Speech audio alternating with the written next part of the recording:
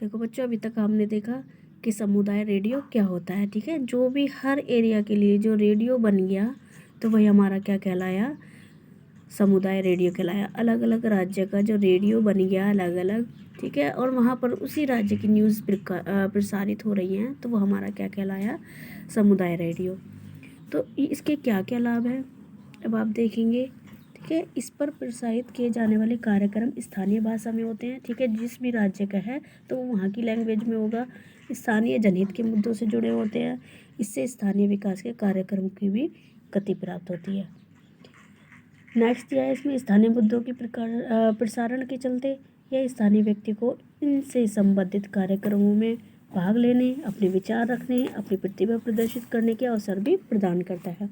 तो सरल शब्दों में हम कह सकते हैं स्थानीय रेडियो उस क्षेत्र के लोगों की आवाज़ बन जाता है। स्थानीय रेडियो की सफलता ने आज के युवाओं के लिए संचार तथा पत्रकारिता के क्षेत्र में जीविका के कई नए अवसर उपलब्ध करा दिए हैं। समुदाय रेडियो की सफलता के कुछ कौन कौन से उदाहरण हम यहाँ उदाहरण दिए गए हैं।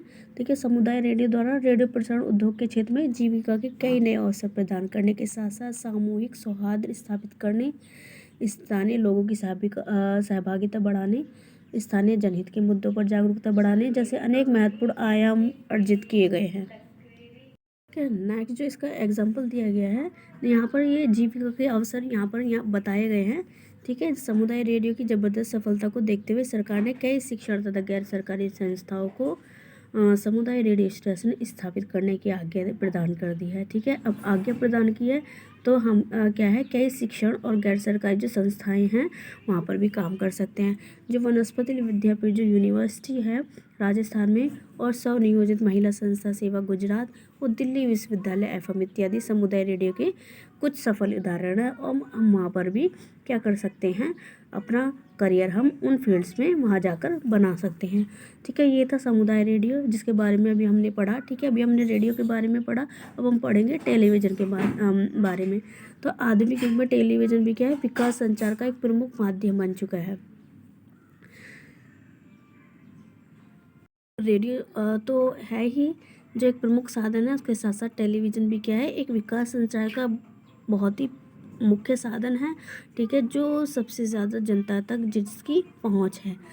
आजकल टेलीविज़न पर विभिन्न अंतर्राष्ट्रीय, राष्ट्रीय तथा क्षेत्रीय चैनलों पर कई प्रकार के आप देखते होंगे मनोरंजक चैनल भी होते हैं, ज्ञानवर्धक भी होते हैं, शैक्षिक भी होते हैं, और उन पर क्या है, जनहित संबंधी कार्यक्रम भी दिखाए जाते हैं। तो चैनलों की अत्यधिक संख्या के कारण अब बहुत से लोगों को इन चैनलों में काम करने तथा चैनल पर दिखाए जाने वाले कार्यक्रमों तथा प्रतियोगिताओं में भाग लेने का अवसर भी मिल जाता है। ठीक है, एक करियर हम यहाँ पर भी बना सकते हैं। अपना जो भी चैनल है हम उस चैनल के लिए भी काम कर सकते हैं। इसके अतिरिक्त क्या है, आज कई सरकारी तथा गैर सरकारी जो संस्थान हैं विभिन्न चैनलों पर, ठीक है, प्राइवेट और गवर्नमेंट जो हैं वो क्या है, विभिन्न चैनलों पर शैक्षिक महत्व के कार्यक्रम दिखा रहे हैं। टेलीविज़न वर्तमान में मीडिया को सबसे प्रमुख ताकत का एक रूप है जो मनोरंजन के साथ साथ ज्ञानवर्धक भी है। तो टेलीविज़न क्या है, वर्तमान में मीडिया का सबसे प्रमुख ताकत का एक रूप है जो मनोरंजन के साथ साथ जिसमें ज्ञान भी प्रोवाइड किया जाता है। इसके क्या क्या लाभ है, मनोरंजन का सबसे बेहतर साधन है, विश्व भर की जानकारी देखी जा सकती है। ठीक है, हम जब टेलीविज़न देखते हो तो उसमें हम कहीं की भी जानकारी ले सकते हैं, उससे शिक्षा संबंधी जानकारी प्राप्त होती है। ठीक है, वैश्विक राष्ट्रीय महत्व की घटनाओं को घटित होते देखा जा सकता है। ठीक है, राजनीति, सामाजिक तथा आर्थिक विषयों पर जो इन्फॉर्मेशन है वो हमें टीवी से मिल सकती है। इसकी हानियाँ क्या क्या हैं, ज़्यादा देखने से क्या है, स्वास्थ्य पर बुरा प्रभाव पड़ता है। कई बार क्या है, हम देखते ही रहते हैं, हमें दूसरे काम याद नहीं रहते, उससे क्या होता है, हमारे टाइम की बर्बादी होती है।